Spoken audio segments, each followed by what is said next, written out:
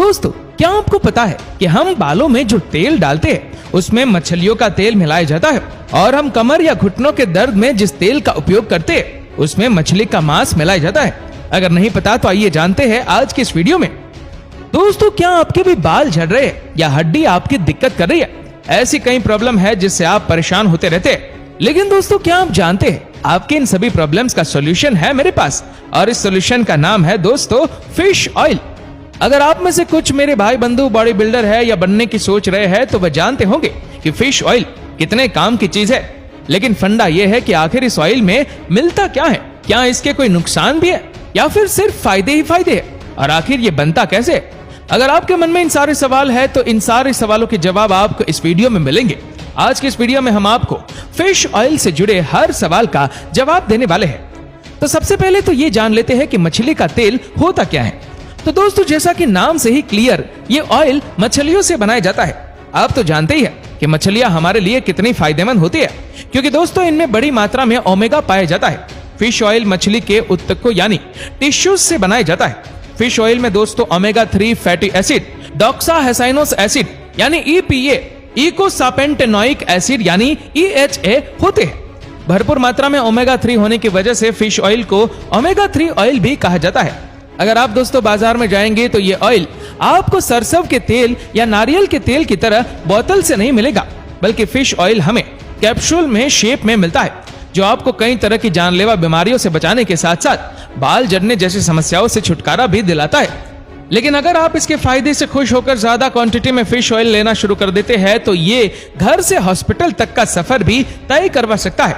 कैसे, ये जानेंगे हम थोड़ी देर बाद। अब हम जानेंगे कि फिश ऑयल को फैक्ट्रियों में बनाया कैसे जाता है। दोस्तों, फिश ऑयल बनाने की शुरुआत होती है मछुआरों से। सबसे पहले मछुआरे यानी कि फिशरमैन मछलियां पकड़ते हैं। अब इन मछुआरों से फिश ऑयल बनाने वाली कंपनियां इन मछलियों को खरीद लेती है। लेकिन ऐसा नहीं है कि इसके लिए हर तरह की मछलियां खरीद ली जाती है, बल्कि फिश ऑयल के लिए कुछ चुनिंदा मछलियों को ही काम में लिया जाता है, जिनमें हैरिंग, ट्यूना, मैकरल और एंक्वेस जैसी मछलियां शामिल है। अब इन मछलियों को दोस्तों बड़े बड़े ट्रक्स में लोड करके फैक्ट्रियों तक पहुंचाया जाता है। इसके बाद यहाँ फैक्ट्रियों का बाकी सामान अनलोड होता है, वही इन मछलियों को भी अनलोड कर दिया जाता है। एक दिन में कई हजार मछलियों को इस तरह से लोड अनलोड किया जाता है। और आप मानेंगे नहीं, लेकिन एक दिन में फैक्ट्रियों में 50 मिलियन से भी ज्यादा की संख्या में फिश ऑयल के कैप्सूल्स बना लिए जाते हैं।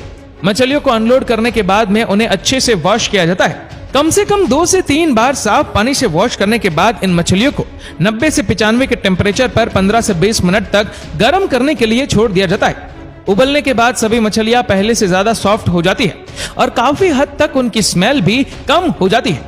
इसके बाद इन मछलियों को ले जाया जाता है स्क्रू प्रेस मशीन की तरफ। ये मशीन अब इन मछलियों का कचुम्बर बनाने वाली है।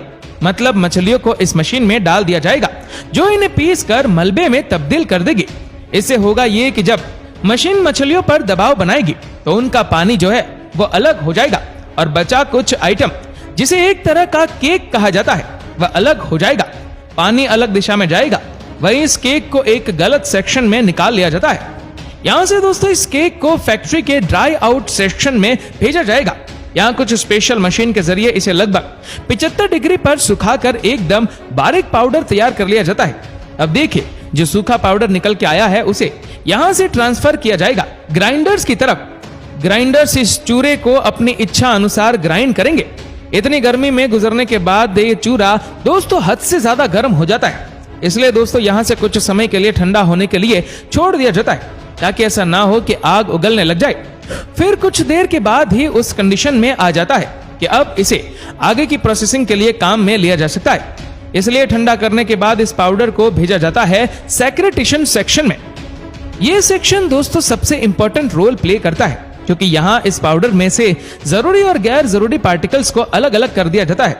यहाँ से गैर जरूरी पार्टिकल्स को तो रवाना कर दिया जाता है, और जो जरूरी पार्टिकल्स होते हैं उनकी क्वालिटी को चेक किया जाता है कि वह यूज करने लायक तो है ना। इस क्वालिटी को दोस्तों ऐसा नहीं है कि कोई भी चेक कर ले, बल्कि जैसे किसी कंपनी का भरोसेमंद मुनीम जी को नोट गिनने का जिम्मा दिया जाता है, वैसे ही दोस्तों यहाँ भी कंपनी के सबसे एक्सपीरियंस्ड बंदे को ये काम सौंपा जाता है, ताकि काम में किसी भी तरह की कोई भी कमी ना रह जाए। ऐसा देखिए इसलिए भी किया जाता है क्योंकि डॉक्टर लोगों को कई प्रॉब्लम में फिश ऑयल सजेस्ट करते हैं, कि भाई आप फिश ऑयल का यूज कीजिए।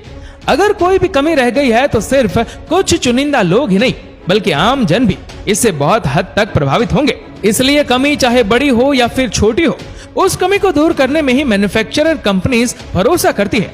अब बात कर लेते हैं दोस्तों उस लिक्विड की जो पाउडर से पहले ही अलग कर लिया गया था कचुम्बर बनाते समय। जी हाँ, ये लिक्विड अब कुछ ऐसा दिखाई देता है। आप देख सकते हैं कितना गंदा है। ये इसलिए सबसे पहले भेजा जाएगा भाई फिल्टर मशीन की तरफ। यहाँ से अच्छी तरह से यह फिल्टर होगा और जो कचरा है वह सब निकल जाएगा। फिल्टर होने के बाद यह लिक्विड जाएगा एक गर्म टैंक की तरफ, उसके बाद बढ़ेगा सेंट्रीफ्यूज टैंक की तरफ। इस टैंक के जरिए दोस्तों लिक्विड में से प्रोटीन, वाटर और ऑयल को अलग अलग किया जाएगा। अब जो प्रोटीन वाटर बाहर निकल कर आया है उसकी कुछ अलग अलग एंजाइम्स के साथ ट्रीट किया जाएगा। इसके बाद ये ऑयल जाएगा वेपराइजर की तरफ जो कि पूरी तरह से कंप्यूटराइज होता है। वो क्या है ना भाई, इंसान एक एक झपकी मार लेता है लेकिन कंप्यूटर को भाई सोने का ऑप्शन ही नहीं दिया गया है। खैर दोस्तों, यहाँ से हमारे पास सॉलिपर पेस्ट बचता है। इस पेस्ट में लगभग 35 से 44% का प्रोटीन होता है। यहाँ तक लगभग पूरा प्रोसेस हो चुका है। बस अब बाकी है तो आपके घरों तक पहुंचने वाले कैप्सूल का काम। उसके लिए इस पेस्ट को कैप्सुलेशन एरिया की तरफ भगा दिया जाता है। इस एरिया में होता यह है कि जेल की मदद से इन कैप्सूल्स को तैयार कर लिया जाता है। बाद में इन कैप्सूल्स को एक खास तरह के लिक्विड से नहला दिया जाता है। दोस्तों, अपने शुरुआती दौर में ये कैप्सूल किसी बच्चे की तरह मासूम और सॉफ्ट होते हैं, लेकिन बढ़ती उम्र के साथ साथ जैसे जैसे सख्त होते जाते हैं वैसे वैसे इन कैप्सूल से भी ऑयल की जो परत है वह हटती जाती है और ये भी हार्ड होते चले जाते हैं। इसके बाद दोस्तों इन कैप्सूल को सुखाने के लिए छोड़ दिया जाता है, वह भी अच्छी खासी टाइम के लिए। सूखने के बाद मशीन की मदद से इन कैप्सूल की क्वांटिटी और क्वालिटी दोनों ही चेक की जाती है। अब सब कुछ होने के बाद दोस्तों लास्ट स्टेप है जब इन्हें बॉटल्स में पैक किया जाएगा। इसके लिए लेबल लगी बॉटल्स को एक मशीन के नीचे लाया जाता है, जहां मशीन से अपने आप गिनती के हिसाब से बोतल में इन कैप्सूल को भरती चलती है। बोतल में भरने के बाद इन्हें बॉक्स में पैक करके भिजवा दिया जाता है नजदीकी फार्मा कंपनीज के पास और यहां से सीधा पहुंचते हैं आपके घर तक। वेल, ये तो हो गया फिश ऑयल का मेकिंग प्रोसेस। अब चलिए ये भी जान लेते हैं कि आपके घर का दरवाजा खटखटाने के बाद ये आपको क्या क्या फायदा पहुंचाएंगे। Number 1, heart problems. दोस्तों, फिश ऑयल आपको दिल के संबंधित रोगों जैसे कार्डियो अरेस्ट यानी दिल का दौरा जैसी प्रॉब्लम से छुटकारा दिला सकता है। ऐसा इसलिए क्योंकि यह फिश ऑयल ट्राइग्लिसराइड यानी लिक्विफाइड को कम करता है। इससे दिल से जुड़ी बीमारियों का जो खतरा है वह कम होता है। नंबर 2, हड्डियां। अगर आपको भी घुटनों में दर्द रहता है, हड्डियां चरमर करती है, तो फिर फिश ऑयल आपके लिए रामबाण साबित हो सकता है। Number 3, diabetes. इंसुलिन के इंजेक्शन ले लेकर बहुत जान निकल गई है, तो देखो टेंशन की कोई बात नहीं है क्योंकि ये है फिश ऑयल। मर्ज चाहे जैसा भी हो, हर मर्ज की दवा है। Fish oil supplement insulin sensitivity को बढ़ाकर टाइप 2 डायबिटीज से परेशान लोगों के लिए बहुत फायदेमंद है। इसके अलावा ये आपके इम्यून सिस्टम, डाइजेस्टिव सिस्टम, झड़ते बालों को रोकने और आंखों के लिए बहुत फायदेमंद होता है। अगर आप डिप्रेशन के शिकार है तभी आपको दोस्तों फिश ऑयल को काम में लेना चाहिए। अब इतने सारे फायदे जानकर कुछ लोग तो ये सोचेंगे, यार रोजाना कम से कम 4 कैप्सूल तो खा ही जाऊंगा। तो भाई साहब, अगर आपको दिमागी घोड़े भी ऐसा कह रहे हैं ना, तो उन्हें जरा आराम दीजिए। जी हाँ, और मेरी बात सुनिए।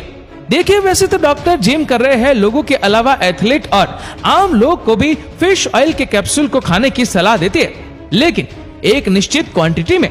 वो उन्हीं पर डिपेंड करता है अकॉर्डिंग टू योर बॉडी।